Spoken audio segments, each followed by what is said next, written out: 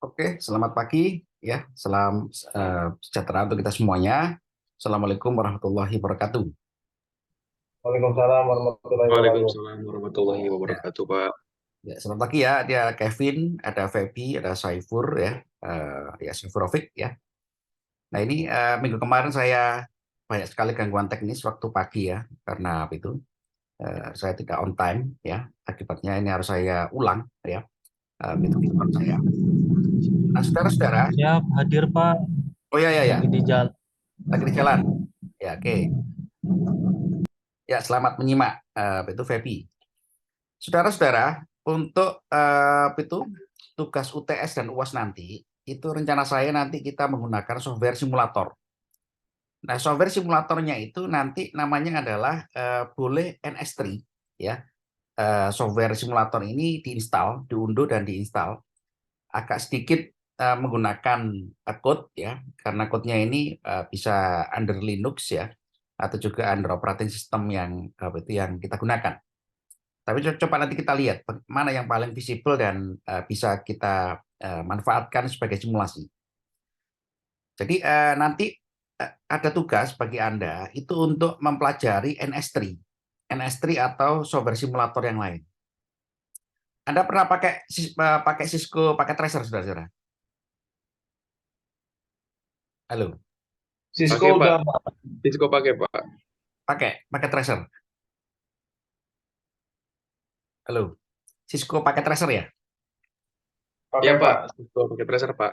Oke, itu ada itu mudah diunduh, Anda Saifur. Mudah tuh Pak.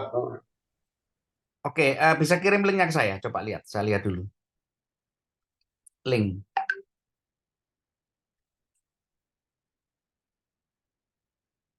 Oke, sambil nunggu Saifur ya. Nah, begini saudara-saudara, nanti UTS dan UASnya itu menggunakan simulator. Menggunakan simulator yang UTS ini mengenal dulu ya. Mengenal dulu untuk cara penggunaan daripada simulator yang kita pilih. Nah, di dalam simulator itu kita mendesain suatu jaringan wireless ya. Jaringan wireless berbasis kepada apa itu platform tertentu ya. Misalkan juga wireless LAN berbasis 2,4 GHz ya, atau juga berbasis itu 5, sekian GHz ya. Nah, itu nanti kita manfaatkan sebagai koneksi jaringan ya. Koneksi jaringan yang menghubungkan beberapa eh, station atau juga server, yang itu server itu direct ke user. Nah, dengan cara seperti itu kita bisa mengetahui performansi dari suatu jaringan ya. Performansi dari satu jaringan itu yang pernah kita bahas ya. Jaringan itu memiliki suatu performansi yang berdampak kepada itu latensi ya, dan lain-lain juga seperti itu ya. Nah, dalam kesempatan yang baik ini saudara-saudara, kita akan membahas tentang overview ya. Overview jaringan wireless ya, yang itu sudah tentu kita ketahui ya, tapi belum kita petakan secara secara global. Saudara-saudara, konsep wireless teknologi ini memang berkembang dengan konsep mobile communication ya. Jadi wireless itu sebetulnya merupakan realisasi daripada wireless communication ya, di mana mobile communication ini ya, itu dikonsepkan dengan konsep itu network ya, komputer network seperti itu. Jadi device-device yang terkoneksi dengan mobile communication ini itu terkoneksi dengan konsep yang namanya adalah IP networks ya. Mulai dari jaringan 1G, 2G, ya kan, 2.5G, ya kan, 3G, bahkan hingga 5G yang sekarang kita gunakan. Saudara-saudara, perkembangan dari 1G, 2G hingga 5G ini adalah sebetulnya merupakan kemampuan daripada kapasitas transmisi di dalam jaringan yang didesain ya. Jadi kalau dulu kita menggunakan 1G ya kan, itu internet kita ini itu sangat lambat, itu tidak seperti sekarang ya. 1G dulu itu tidak mendukung pada multimedia ya, data-data multimedia terutama yang streaming. Jadi perkembangan dari 1G sampai 4G ini adalah sebetulnya adalah layanan yang mendukung kepada streaming ya, data-data multimedia seperti video ya, video call ya. Kalau zaman dulu kan kita nggak bisa dengan 1G video call, ya pasti nggak akan kuat, ya. Tapi dengan kemajuan sekarang ya, itu kalau kita mau telepon ya, video streaming, pasti menggunakan 4G ya, karena 3G aja udah nggak kuat ya. Kenapa nggak kuat? Karena datanya tidak support ya. Kemampuan transmisi data di dalam jaringan wireless network itu nggak support, tidak mendukung. Jadi data yang dikirimkan ini tidak cukup ya untuk mendukung yang namanya itu komunikasi atau transmisi data dalam ukuran yang cukup besar seperti itu. Nah, saudara-saudara, teknologi-teknologi perkembangan kapasitas transmisi data ini ditopang oleh yang namanya ya kan teknologi-teknologi radio ya, teknologi radionya mulai daripada itu yang 2G dulu ya, GSM, CDMA, TDMA. Nah, ini kan apa itu sudah ditinggalkan ya, karena konsepnya GSM ini waktu eranya 2G ya, itu ya bisa ya kita berkomunikasi data ya, kita bisa itu SMS ya. Jadi 2G ini lebih mendukung atau itu mensupport ya layanan komunikasi data yang berbasis pada teks ya. Zamannya 2G ini rame ya, orang itu ngirim teks ya. Jadi komunikasi mobile device kita ini diutamakan text communication ya. Kita bisa mengirimkan apa itu SMS ya, short message service zaman dulu. Kalau sekarang kan sudah mulai ditinggalkan. Nah, perkembangan 2G ini memang sudah sangat kita akui ya, sudah cukup bagus ya. Kita bisa berkirim data dalam bentuk teks ya, dan jaringan sudah terkoneksi dalam bentuk IP network secara sempurna, tidak ada lagi menggunakan konsep analog ya. Nah, cuman zaman seperti itu saudara-saudara, orang mau membuka web page ya, itu lambatnya bukan kepalang. Saya masih ingat ya waktu saya menggunakan HP yang zaman dulu ya, era 2G ya, itu untuk membuka email aja ya, susahnya bukan kepalang ya. Kemudian berkembanglah konsep yang namanya itu 2.5G ya, menggunakan JR itu GPRS ini ya, sebenarnya ini GPRS ya. Jadi berbasis kepada location awareness ya. Nah, GPRS ini sudah mulai orang menggunakan yang namanya chatting ya. Konsep chatting itu mulai dikenalkan ya, waktu itu masih ramai zamannya BlackBerry ya. BlackBerry itu sangat mendominasi zaman dulu ya dalam konsep chatting. Sehingga komunikasi device kita ini diutamakan beralih dari teks ke komunikasi itu yang bersifat uh, bersifat uh, ini ya, koneksi jaringan IP ya, yang secara langsung ya, tidak lagi menggunakan satu konsep yang itu cukup panjang. Jadi langsung direct antar user itu bisa berkoneksi atau berinteraksi kan dengan chat ya. Waktu itu masih rame, konsepnya adalah BlackBerry ya. Kemudian saudara-saudara, di era 2.5G ini kemampuan data sudah sangat bagus ya. Ya, itu kita buka web ya, kita buka aplikasi-aplikasi itu sudah lancar, normal ya, relatif cukup cepat ya. Cuman tidak bisa kompleks ya, sehingga cepat makan bandwidth waktu ya. Jadi kalau kita buka YouTube ya menggunakan 2.5G ini ya, itu bisa, cuman agak lambat ya, agak lambat sekali karena memang konsep data multimedianya ini belum dikonsepkan betul ya. Nah, begitu era 3G, nah ini lumayan ya, kecepatan kita buka data-data multimedia ya, video ya, transfer data yang sangat tinggi ini bisa ditopang ya dengan konsep 3G ini ya. Ada UMTS, ada Wide CDMA ya. Sehingga itu kita bisa relatif nyaman menggunakan itu aplikasi-aplikasi yang itu terkait dengan itu transmisi atau transfer data-data multimedia. Nah, kemudian saudara-saudara, 3G ini ternyata sangat lambat juga ya, sangat lambat ya, terutama kalau kita sudah berkembang namanya konsep video in demand ya.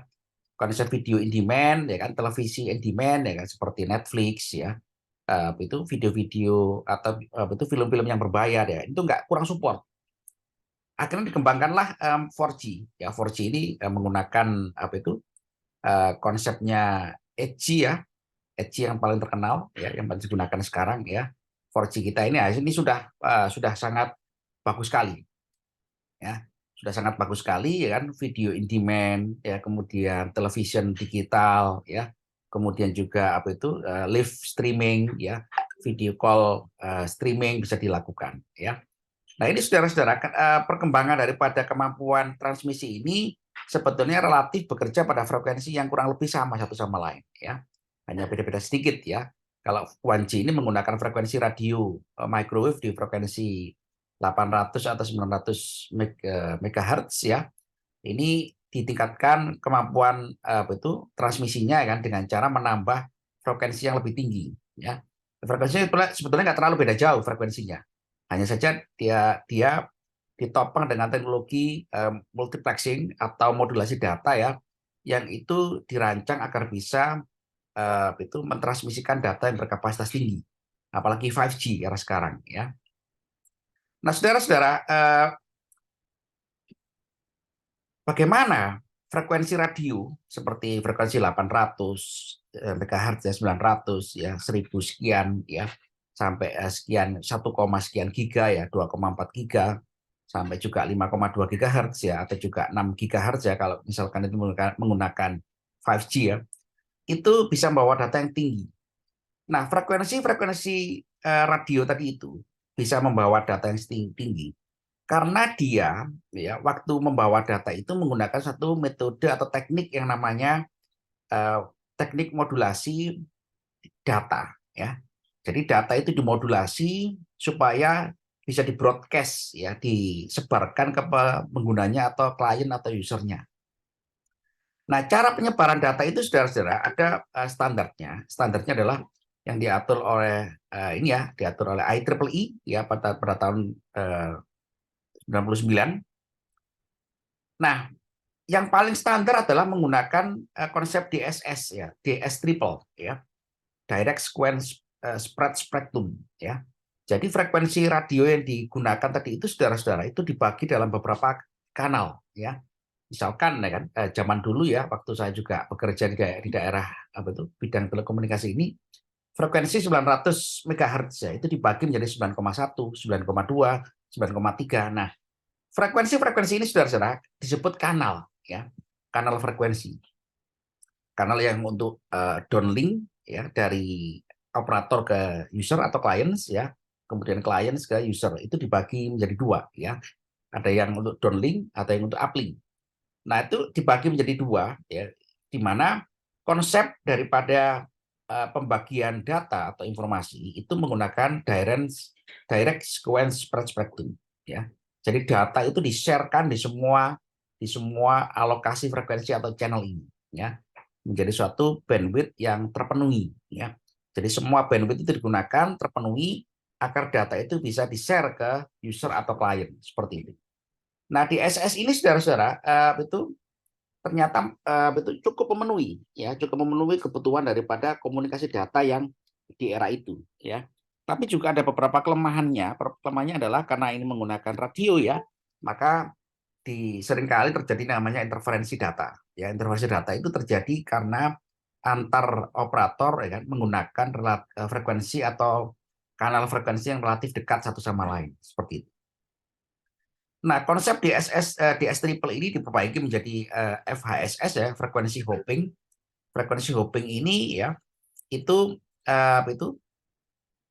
memperbaiki daripada sistemnya DS triple ya. Jadi ada alokasi bandwidth ya pada setiap kanal frekuensi ini ya, yang itu ada jedanya ya, ada jeda atau jarak yang cukup aman supaya tidak terjadi interferensi, baik yang untuk skema downlink maupun yang untuk uplink ya. Nah, dengan cara seperti itu saudara-saudara, interferensi bisa dihindari ya, bisa dihindari sehingga frekuensinya radio yang digunakan ini relatif bisa itu berkomunikasi dengan lancar ya, menghindari yang namanya tadi itu interferensi spektrum di kanal-kanalnya. Kemudian saudara-saudara, frekuensi hopping tadi itu ditingkatkan juga menjadi itu OFDM. Nah, ini yang paling banyak digunakan di era sekarang ini ya. OFDM ini menggunakan konsep ya kan, orthogonal division multiplexing ya, di mana bandwidth-nya itu diperbesar dengan cara konsep orthogonal frekuensi ya. Jadi satu kanal itu bisa dibagi menjadi beberapa kanal ya. Jadi satu frekuensi subkanal, misalkan frekuensi 2G dulu ya. 2G itu menggunakan frekuensi 900 atau 1000 sekian megahertz. 900,1. Nah, 900,1 ini koma satunya ini dibagi secara ortogonal. Bagi cara untuk frekuensinya sama 9,1 gigahertz megahertz. Ya, itu dibagi-bagi menjadi beberapa skenario ya. Sehingga itu multiple sinyal dari kanal frekuensi 9,1 GHz ini kan itu masing-masing membawa data yang sangat besar. Sehingga orang itu bisa berkomunikasi dengan frekuensi yang sama tapi dengan cara akses ortogonal frekuensinya, maka dia bisa mendapatkan transferan data yang cukup aman ya, tidak terjadi namanya interferensi seperti itu. Nah, dengan cara seperti ini saudara-saudara frekuensi radio itu bisa digunakan untuk broadcast lebih besar lagi ya. Apalagi OFDM ini ditopang oleh teknik multiplexing data ya yang sangat bagus sekali ya. Misalkan dengan konsepnya QEM ya, kuadratur dengan amplitude multiplexing ya, atau juga pulse shift keying yang high level seperti itu.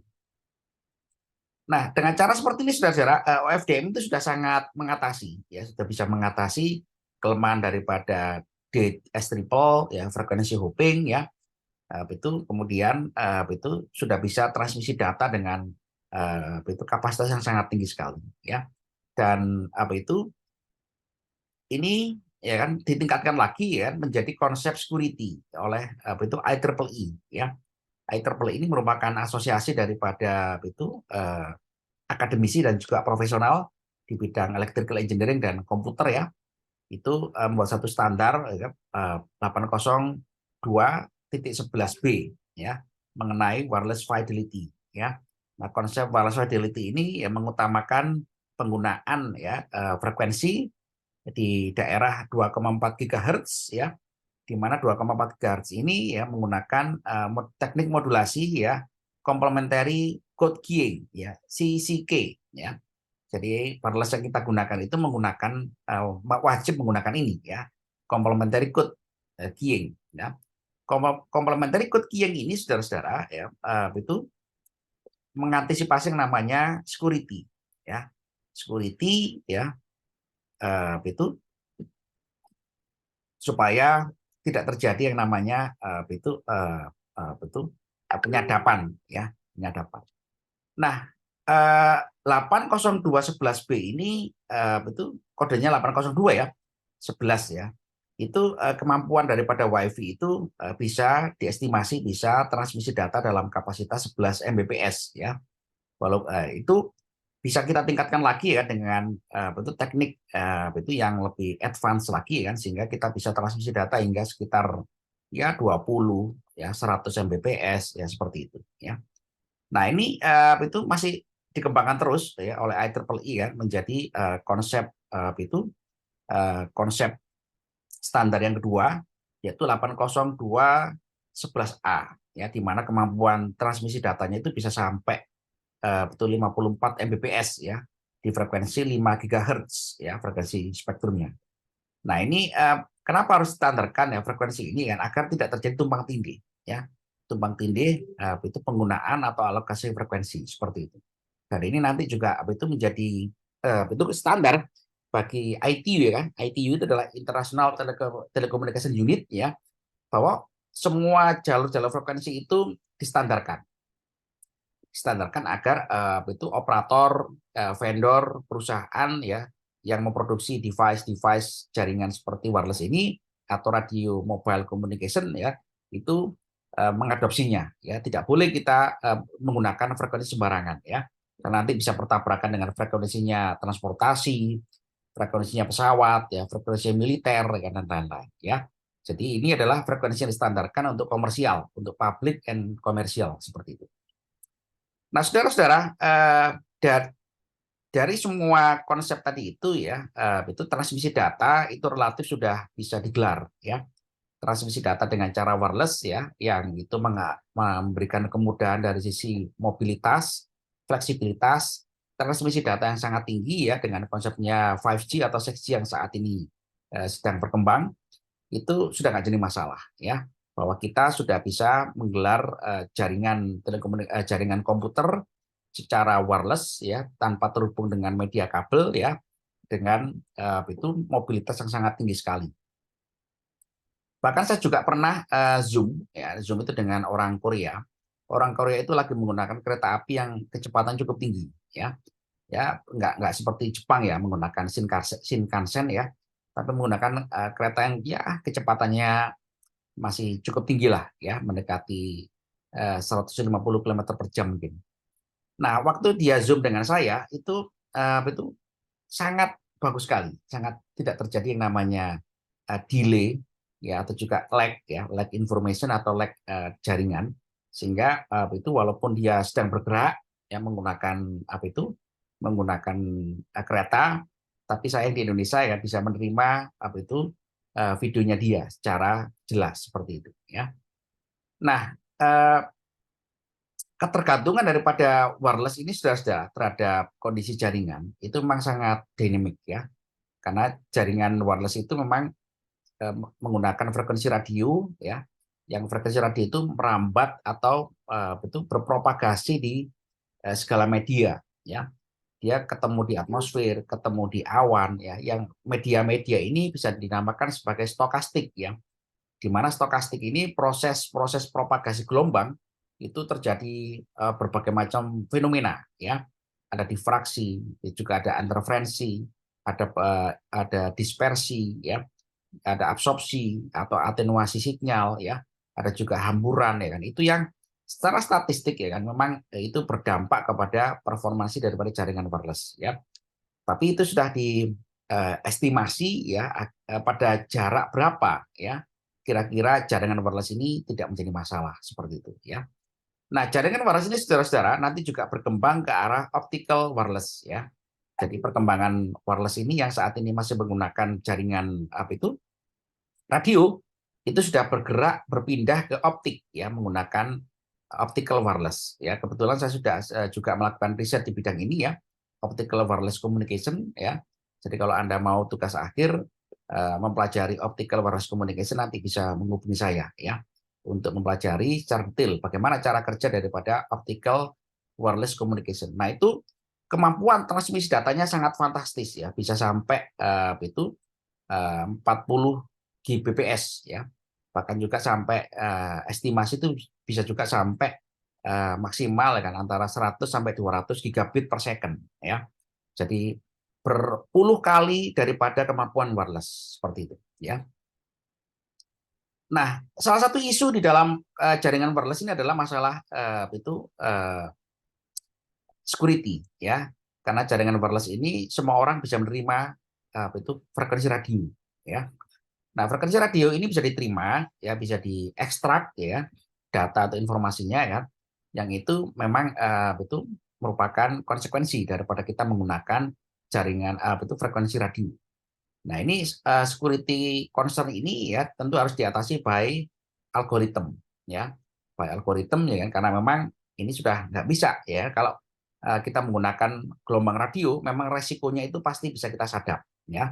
Jadi sekarang ya security ini berada di bukan lagi di layer physical link ya atau physical connection, tapi sudah berada di level aplikasi data ya. Sudah di level aplikasi data di mana algoritma yang kita terapkan itu harus bisa menghindari yang namanya penyadapan ya, dengan teknik enkripsi data ya.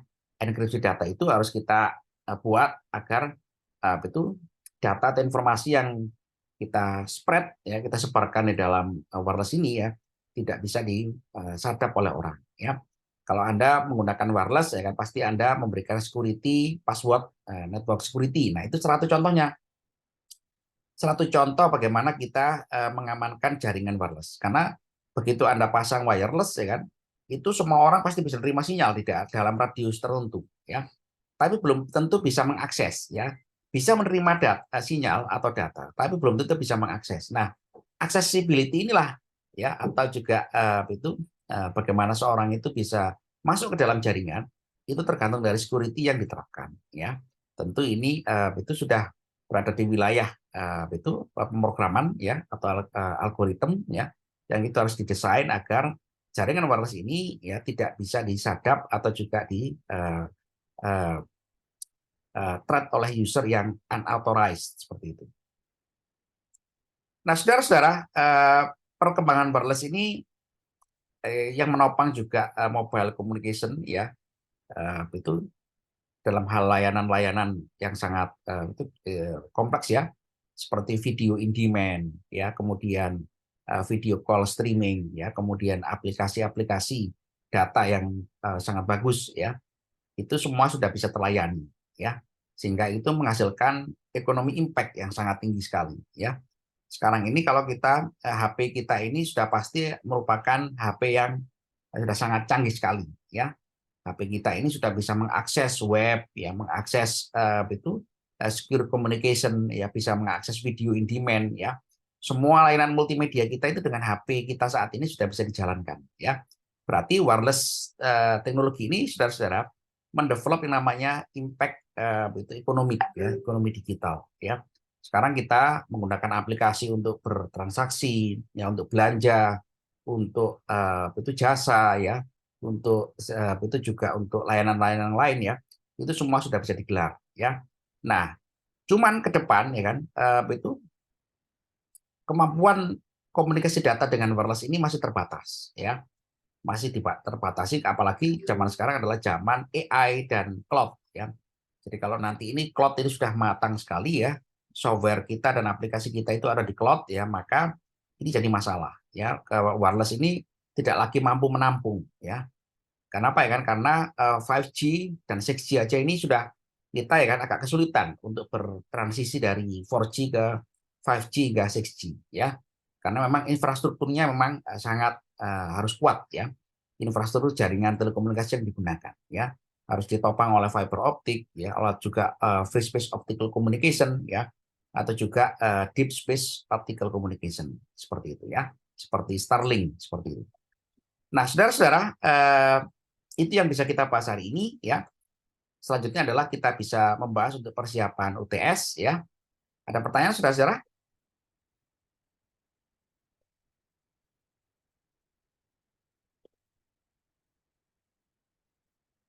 Halo, ada pertanyaan?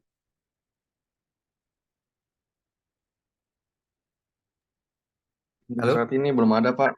Oke. Ya ya, ini yang di-share sama Saiful Rafi tadi ya. Betul. Betul tadi Cisco Packet Tracer ya. Halo. Iya, Pak. Ini bisa diunduh Cisco ini. Bisa, Pak. Bisa ya? Barusan saya juga. Nah, Oke. Ini bisa simulasi wireless nggak di sini, Saiful? belum tahu, Pak. Ya oke, nggak apa-apa. Nanti saya pelajari dulu ya Cisco Packet Tracer ini ya. Siap, Pak. Oke. Jadi nanti UTS-nya itu adalah latihan simulasi dulu ya. Belum desain jaringan betul ya. Jadi UTS ini kita bikin mudah dulu ya. Mengenal simulator jaringan ya, wireless ya. Jadi yang agak ribet itu memang menggunakan NS3 ya. NS3 itu agak menggunakan coding ya. Menggunakan coding itu bahasa C ya. C++ ya. Itu bisa kita simulasikan bagaimana kita itu mendesain satu jaringan wireless ya. Cuman interface-nya ini interface yang itu murni pemrograman interface-nya ya. Jadi inputkan IP-nya, jaraknya, ya kan, kemudian frekuensinya ya itu manual semuanya ya. Berbeda dengan seperti Cisco Packet Tracer itu ya, tinggal ngedrag ya, tinggal ngambil komponen, koneksikan komponen ya, setting komponen ya, kemudian run ya, run. Jadi itu coba nanti saya cek dulu software mana yang bisa kita gunakan untuk itu simulasi ya. Nah, sehingga nanti itu bisa kita gunakan untuk UAS ya. Jadi simulasi ini kita gunakan untuk UAS dulu ya, yang desain jaringan wireless ya. Untuk UTS-nya yang mudah-mudah dulu saja ya. Begitu saudara-saudara ya. Baik, Pak. Iya, Pak. Baik, Oke. Pak. Kita lanjutkan minggu depan UTS ya. Itu dengan saya pilihkan satu simulator yang mudah bagi Anda. Kemudian Anda siapkan waktu yang cukup ya untuk mengerjakan UTS ya. Jangan sampai nggak ikut UTS ya. Karena UTS itu komponennya nilainya cukup tinggi ya, sekitar 30% ya. Oke, saudara-saudara, selamat belajar dan ketemu kembali insya Allah minggu depan ya. Selamat siang, salam sejahtera, assalamualaikum warahmatullahi wabarakatuh. Waalaikumsalam warahmatullahi wabarakatuh. Terima kasih, Bapak. Pak. Ya, terima kasih. Ya, Terima kasih ya, Pak. ya, ya.